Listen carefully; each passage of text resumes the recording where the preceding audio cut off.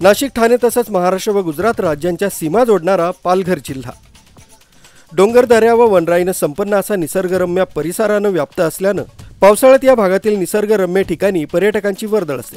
यात हौसे गवशांचे प्रमाणही जास्त असते। परिणामी छोटे मोठे व्यापारी देखील या भागात व्यवसाय करतात। या भागातून मुंबई, गुजरात तर नाशिककडे येण्या जाण्याचे डोंगर दऱ्यातून बरेच चोर मार्ग असल्यानं याचा वापर विविध मालाची चोरटी वाहतूक करणारे देखील घेत असतात। मात्र जव्हार तालुक्यात नेहमीच अंमली पदार्थांच्या तस्करीबाबत सावधगिरीची भूमिका पोलीस यंत्रणा विविध माध्यमातून घेत असल्यानं याचा प्रत्यय 20 जुलै रोजी शनिवारी सायंकाळी 6 वाजता इथल्या पोलीस यंत्रणेच्या सतर्कतेमुळे समोर आला। शिवनेरी ढाबा, डहाणू नाका इथं मोठ्या प्रमाणात गांजा हस्तगत केल्यामुळे जिल्ह्याभरात प्रथमच एवढी मोठी कारवाई झाल्यानं संपूर्ण पालघर जिल्ह्याभरातून जव्हार पोलिसांचं कौतुक केलं जाते। पालघर पोलीस अधीक्षक बाळासाहेब पाटील, अप्पर पोलीस अधीक्षक पंकज शिरसाट, उपविभागीय पोलीस अधिकारी गणपतराव पिंगळे यांच्या मार्गदर्शन व आदेशानुसार जव्हार तालुका व शहराच्या सीमा भागात नियमितपणे नाकाबंदी करण्यात येत असते। दरम्यान शनिवारी संध्याकाळी 6च्या दरम्यान शिवनेरी ढाबा, डहाणू नाका इथं MP 46 G2249 या क्रमांकाची पिकअप वाहन निदर्शनास आली। त्यात भाजीपाल्याच्या वाहतुकीसाठी वापरण्यात येणारे प्लास्टिक कॅरेट आढळून आले।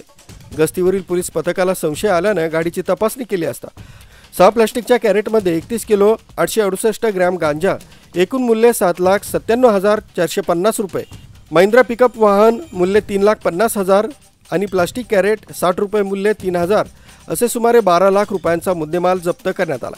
दिनांक 20/7/24 रोजी सायंकाळी 5 वाजेपासून माननीय पोलीस अधीक्षक साहेब पालघर यांच्या आदेशाने डहाणू नाका शिवनेरी ढाब्याजवळ आम्ही नाकाबंदी करीत असताना साधारणतः 48 वाजेच्या दरम्यान एक पिकअप व्हॅन क्रमांक MP 46 G2249 हे वाहन चालत आले। सदर वाहनामध्ये रिकामे भाजीपाल्याच्या कॅरेट होत्या। त्या वाहनाचा आम्हाला संशय आल्याने आम्ही ते वाहन थांबवलं। डोकावून पावले असता त्या वाहनामध्ये रिकाम्या असलेल्या कॅरेटमध्ये 6 गाठोडे लपटलेल्या अवस्थेत आम्हाला दिसून आले।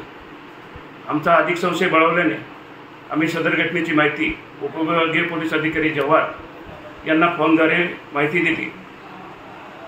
साहेबांनी सदर गाडीची 2 पंचांसमक्ष झडती घेण्याबाबतचे आदेश दिल्याने आम्ही लागलीच स्टाफला 2 पंच आणि झडतीसाठी लागणारे साहित्य अन्य आम्ही रवाना केले।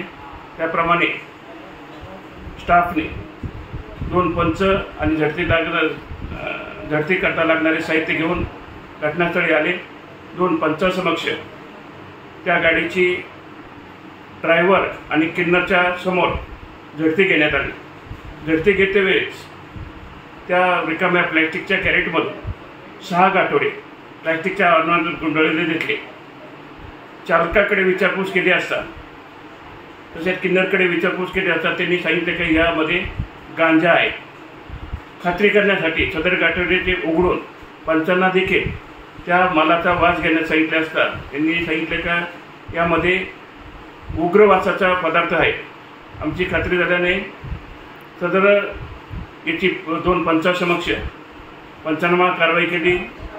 रॅपर सॅम्पल काढून घेण्यात आले। या सुनील तुकाराम आर्य वय 24 वर्ष, श्रीराम दिनेश सोलंकी वय 21 वर्ष हे दोघेही मध्य प्रदेश येथील रहिवासी असून त्यांच्यावर गुंगीकारक औषधी द्रव्य व मनोव्यापारावर परिणाम करणारे पदार्थ अधिनियम 1985चे कलम 8(क)(20)(ब) प्रमाणे गुन्हा दाखल करण्यात आला असल्याचं जव्हार पोलीस ठाणे प्रभारी संजय कुमार ब्राह्मणे पोलीस निरीक्षक यांनी दिले। यावेळी जव्हार पोलीस निरीक्षक संजय कुमार ब्राह्मणे, पोलीस उपनिरीक्षक अनिल दिघोळे, वाहतूक विभागाचे SI सालकर, प्रदीप विटकर, नंदकुमार गायकवाड, सोपान भोगाडे, कैलास राठोड आदी टीम उपस्थित होती। गणेश कलिंगडा, अर्वाचीन महाराष्ट्र, पालघर।